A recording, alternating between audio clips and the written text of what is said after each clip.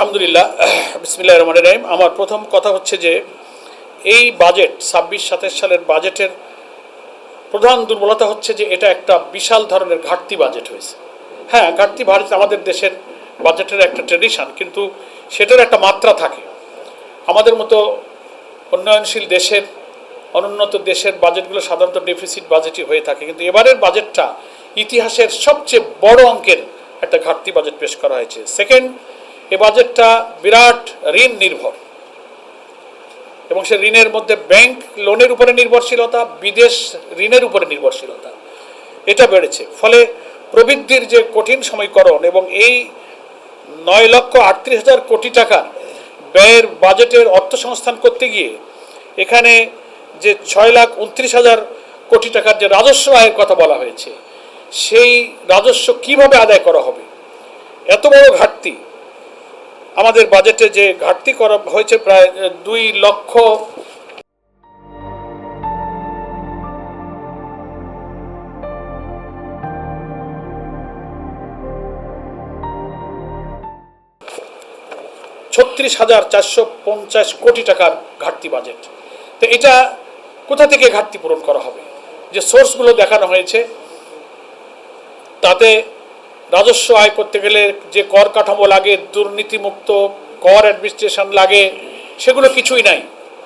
অর্থমন্ত্রী খুব টেকনিক্যালি একটা কথা বলেছেন, মানে কর বৃদ্ধি যে করা হয়েছে, যেগুলো সাধারণ নাগরিক জীবনে, গার্মেন্ট শিল্পের উপরে অন্যান্য জায়গায় ইফেক্ট করবে, ভাষার সলচাতুরি ওনারা বলেছেন যে আমরা করের উৎস বাড়াচ্ছি, করের জাল তৈরি করে নগর জীবনে, নাগরিক জীবনে এটার যে প্রেশার, প্রভাবটাকে ওনারা শব্দ প্রয়োগের মাধ্যমে সেই চালাকি করে কর বৃদ্ধির জায়গাগুলো এড়িয়ে যাওয়ার চেষ্টা করেছেন।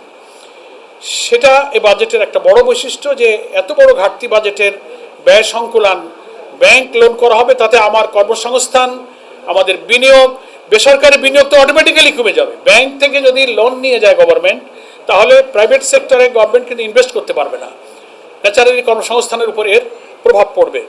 এই সমস্ত বৈশিষ্ট্যগুলো আমাদের বাজেটে রয়ে গেছে, এবং এই বাজেট বাস্তবায়নে আমাদের কয়েকটা বড় বাধা।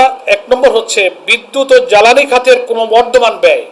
দেখলেন তো এই 3 মাসে ক্ষমতায় আসার পরে গ্যাসের দাম, জ্বালানির দাম দফায় দফায়, বাকি বিদ্যুতের দাম আবার উনি বাড়ালেন। ফলে এত ক্রমবর্ধমান যে জ্বালানিটা হচ্ছে, সমস্ত প্রোডাক্টিভিটি যেসব জায়গাতে আছে, সব মেন পাওয়ারই হচ্ছে আমাদের এনার্জি এবং জ্বালানি, তার দাম যে হারে বাড়ানো হয়েছে একেবারে প্রান্তিক পর্যায় পর্যন্ত, এটা একটা বড় প্রবলেম। লাগামহীন উচ্চ মূল্যস্ফীতি, যেটাকে ইনফ্লেশন বলা হয়, লাগামহীনভাবে কিন্তু মূল্যস্ফীতি বাড়ছে। আর হচ্ছে বৈশ্বিক ও ভূরাজনৈতিক অর্থনৈতিক যে অনিশ্চয়তা, এই 3টা বড় বাধার কারণে এই বাজেট বাস্তবায়ন এবং রাজস্ব আয়ের লক্ষ্যমাত্রা অর্জন করা খুব কঠিন হয়ে দাঁড়াবে। সেই চ্যালেঞ্জ, এগুলো একটু আমি আগে আপনাদের কাছে পেশ করে নিলাম। সম্মানিত সাংবাদিক বন্ধুগণ, জামাত ইসলামীর বাজেটের প্রস্তাবনার সাথে এই বাজেটের কম্পারেটিভ আলোচনাটা আমি শেষ অংশে একটু আপনাদেরকে জানাবো। গতকাল 2026-27 অর্থ বছরের যে বাজেট পেশ করা হয়েছে, যা বাংলাদেশের ইতিহাসে 55তম জাতীয় বাজেট। জুলাই বিপ্লব পরবর্তী বাংলাদেশে নির্বাচিত সরকারের নিকট একটি জনবান্ধব, সুপরিকল্পিত, দূরদর্শী ও বাস্তবায়নযোগ্য বাজেটই প্রত্যাশা ছিল, কিন্তু সরকারের ঘোষিত বাজেটে জনগণের আশা আকাঙ্ক্ষা ও জীবনমান উন্নয়নের বার্তা প্রতিফলিত হয়নি। বাংলাদেশকে একটি স্বনির্ভর, দুর্নীতিমুক্ত রাষ্ট্র প্রতিষ্ঠা করার রূপরেখাও এই বাজেটে পরিলক্ষিত হয়নি। অর্থাৎ আপনি কর প্রশাসন, অ্যান্টি কারাপশন কমিশন, এ কথা বলতে গেলে তো আমাদের আবার সেই জুলাই সনদের ভিত্তিতে গণভোটের রায় বাস্তবায়ন না হওয়ার কারণে এই বাজেট বাস্তবায়নে যে কি পরিমাণ দুর্নীতি হবে, দলীয় কর্মীদের মধ্যে টাকা ভাগবটা, লুটপাটের একটা আয়োজন হিসেবে বাজেট কিন্তু পরিগণিত হবে। এটার কারণেই আমার মনে হয় যে সরকার গণভোটের গণরায় বাস্তবায়ন করতে যাচ্ছে না।